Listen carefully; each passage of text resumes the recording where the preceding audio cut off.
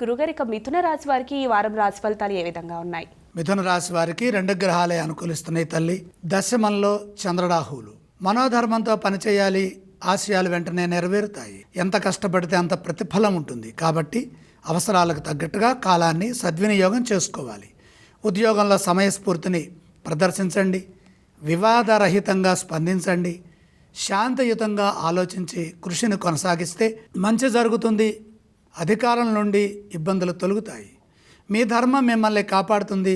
సకాలంలో నిర్ణయాలు తీసుకొని వాటిని అమలు చేయండి. ప్రతి పని జాగ్రత్తగా చేయాలి, లోతుగా ఆలోచించాలి. ఎట్టి పరిస్థితుల్లోనూ చెడు వైపు ఆలోచనలు లేకుండా చూసుకోవాలి. ఒత్తిడికి గురి కావద్దు. అనవసరమైన విషయాల్ని పదే పదే చర్చించవద్దు. అవసరాన్ని బట్టి దగ్గర వారి సూచనలు తీసుకోవటం మంచిది. మిత్రుల వల్ల ఉపకారం ఉంటుంది. కుటుంబ సభ్యులతో కలిసి సరైన నిర్ణయం తీసుకోవడం ద్వారా శుభాలు జరుగుతాయి. వ్యాపారంలో సమస్యలు ఎదురుకాకుండా బాధ్యతాయుతంగా స్వయం కృషితో కార్యాలను పూర్తి చేసుకోవాలి. అప్పుడే ఆశించిన లాభాలు కలుగుతాయి. పరిస్థితులను అర్థం చేసుకుంటూ విజయాలు సాధించే విధంగా శాంతంగా మౌనంగా ముందుకు సాగండి.